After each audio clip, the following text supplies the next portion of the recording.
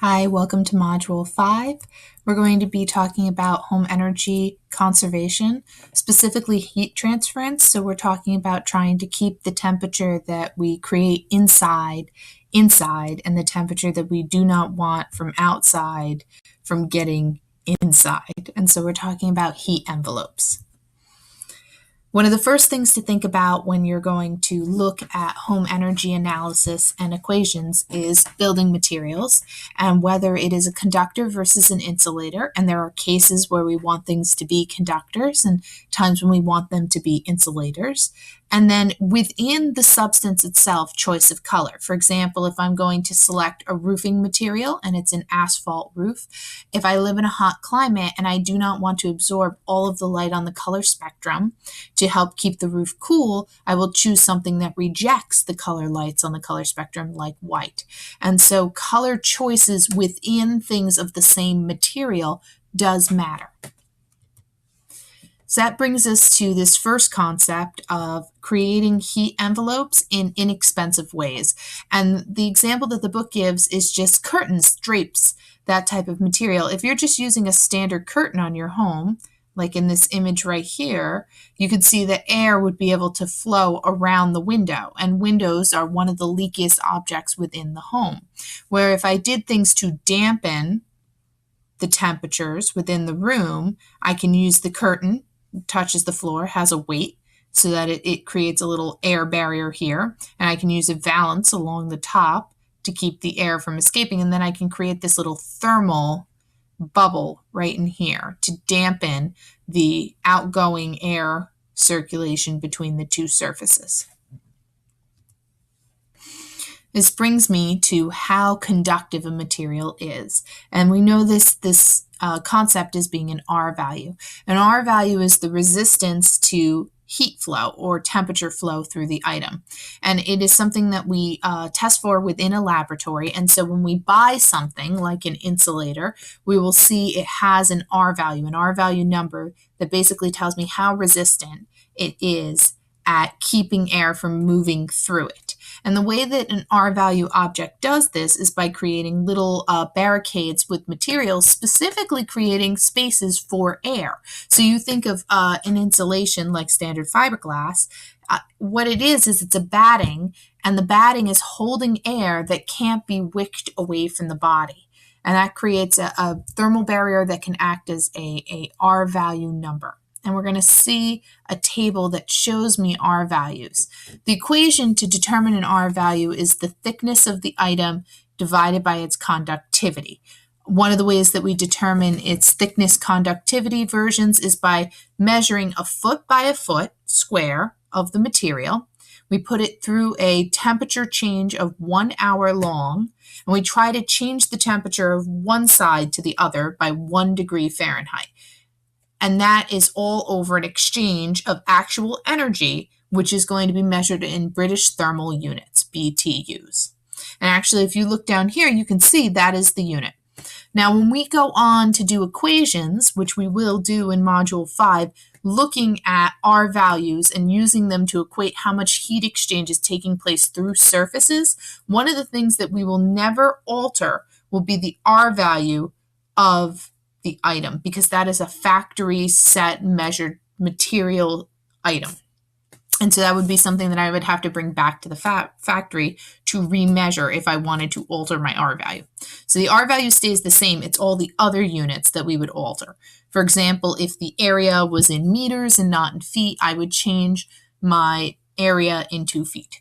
So, change the proper units. Don't touch the R value units. Which brings me to insulation. So insulation works as such. We are using air, which is a great thermal insulator. Air has a tendency to hold temperature. It's very good at it. And so if I can create a situation where I do not blow the air away or replace the air, I can keep temperatures the same. And so all of the items listed on this page right here go into the concept of insulators that are not board insulators. I will show you board insulators on the next slide. So standard is fiberglass insulation, and that has been the status quo for the last 50 to 60 years. Fiberglass, however, is being replaced now with a cleaner, greener option. And some of those other options that we're replacing fiberglass with, and for multiple reasons. Fiberglass is, well, it is a form of sharding material, and it is incredibly itchy if you get it in your skin and body. If you ever see those little dust bunnies floating in the air around you, some of that material is fiberglass. You are breathing it. People with lung conditions can't be around it and have to make sure all surfaces that contain fiberglass are completely enclosed and there is no exposed like attic fiberglass. And so there's health issues that are now taking place with fiberglass, and it's really important that we start to transition away from that material in the potential future. And so one of the alternatives is recycled denim, which is a post-consumer denim. It's the denim that can't be used in making things like blue jeans, but is perfectly good to create this batting. Cool thing about recycled denim is if I push on it, I won't break the material up. Where fiberglass, if I push on it, I will break the fibers and I will lose its air capacity, and it actually loses its R value. Its R value can go down to 0 by simply shoving or pushing on the fiberglass. And so recycled denim is nice because if I push down the batting, it'll just puff back up into place. And so it'll maintain its ability or its R value as its time wears on. Wool, which is absolutely an amazing insulation. You think of wool as a material that you could wear in cold weather. It also works as an insulation in the walls, but it is probably the most pricey insulation on here. Another cool thing about the wool is that it's water resistant.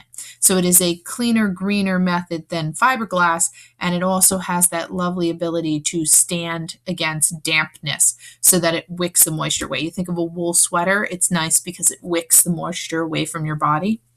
The final one is cellulose insulation. This is the blown insulation. It is a cellulose or a paper-based substance that is liquefied and blown into the walls. Cool thing about the cellulose is in cases where I already have walling up, I can cut a sheathing within the wall and actually blow my cellulose down and into my wall framing. This picture, however, is just a standard stock photo because this guy is not suited up. Cellulose, when installing, you must be wearing gear. You have to be wearing a mask. You have to be in full gear, and the cellulose gets everywhere. So it's not this like clean little bit. It's all over. It's all over the floors. It'll be all over the walls. It is just like a very sloppy procedure to install cellulose. This brings me to the concept of board insulations. Board insulations hold their rigid structure, and the unconventional oldest form of board insulation is straw bale. And straw bale construction is something that we've seen and known about since early centuries. And I'm going to talk about regular standard building materials in homes and all the old forms, but you think of mixing clay and straw together to build walling materials in insulation. That was all straw bale. Early 14th century building structures that you can go in Europe, those are all straw bale. That's what they have for insulation at that time. And so straw bale is old and it's pretty versatile. Now, if you see in this picture, you can actually see the framing. So this is the house framing. And then the bales were stacked between the framing of the home, right?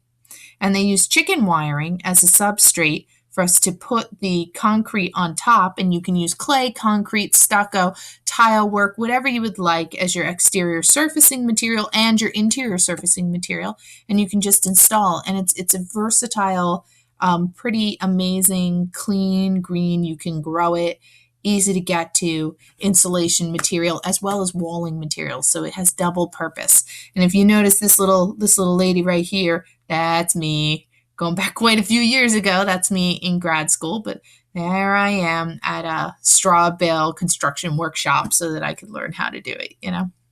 Now, one of the cool products that's been out for about 20 years now and has been quite amazing, and I like it a lot, is the composite board. It's really nice because you can cut it to shape and stack it right in. Once again, if you were to push on it things, it maintains its shape so it doesn't lose its R value, and you can cut it and fit it right around light fixtures and things.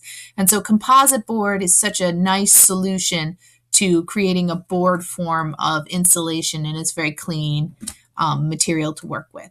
So on that note, I'm going to pick up with building structures in video part 2.